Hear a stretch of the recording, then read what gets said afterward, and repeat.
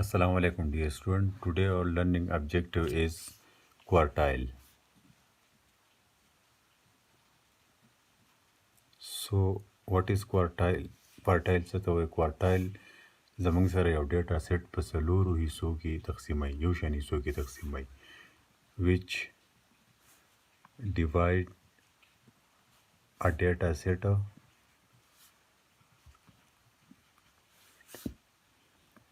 into 4 equal parts. او دا موږ ریپرزینټ کوو Q1 Q2 Q3 Q4 سره. کوارټایل موږ د Q1 ریپرزینټ کوو. ټیک شو. Q1 Q2 Q3 او Q4 سره. د Q2 چې دی دې ته موږ میډین هم ویلی شو، میډین. او Q4 چې دی نو دې ته موږ میکسیمم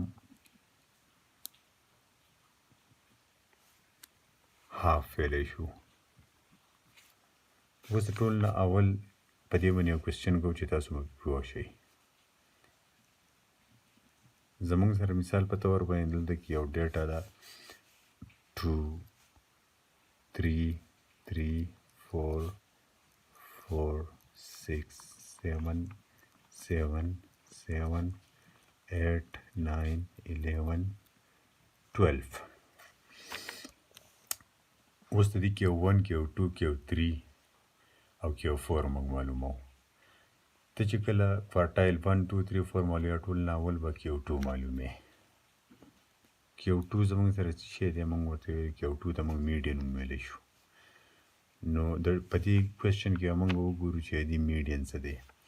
1 2 3 4 5 6 7 8 9 10 11 12 13 ډیجټ ډیټا سیټ ده زموږ سره.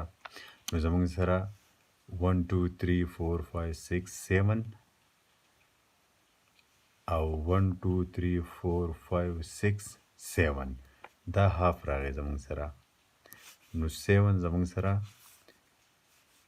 Q2 دلته کې راغی، کوارټایل 2.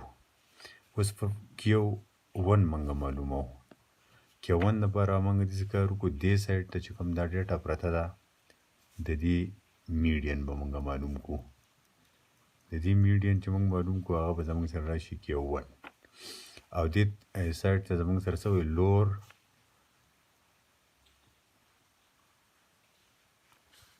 کیس or half or lower half. او دې سایډ ته موږ سره وایي شي maximum half. نو Q1 دپاره موږ اوس د دې مین معلوموو، ساري میډین معلوموو. نو د دې چې میډین راشي 1 2 3 4 5 6. نو د دې میډین زموږ سره 1 2 او 1 2 3 او 4. د 3 او د 4 په منځ کې زموږ سره میډین لای کوي دلته کې.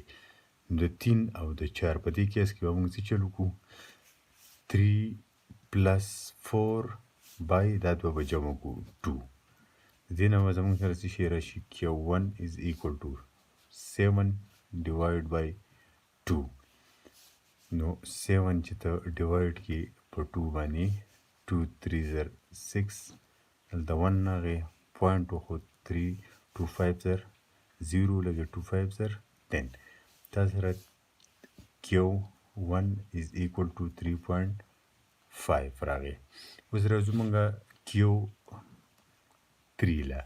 Q3 به مونږه هم سیم طریقه ده، خو د میکسیمم هاف د دې میډین به مونږه معلوم کړو.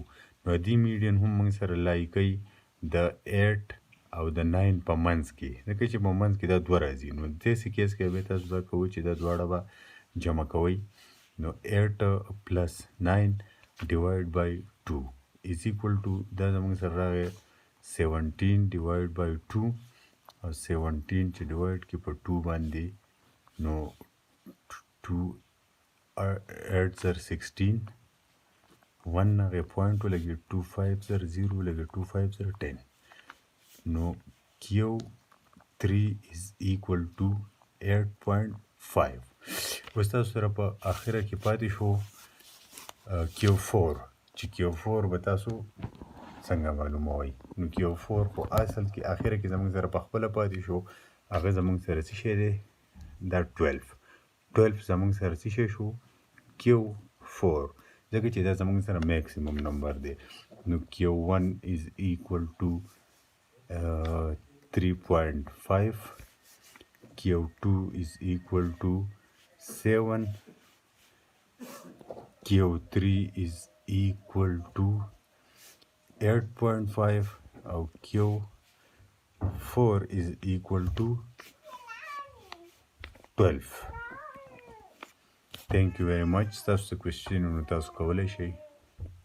دا زمونږ ټاپک نن د کوارټایل څه ته وایي چې یو شی زمونږ سره په څلورو ایکول حصو کې تقسیموي. دا یې طریقه کار دی.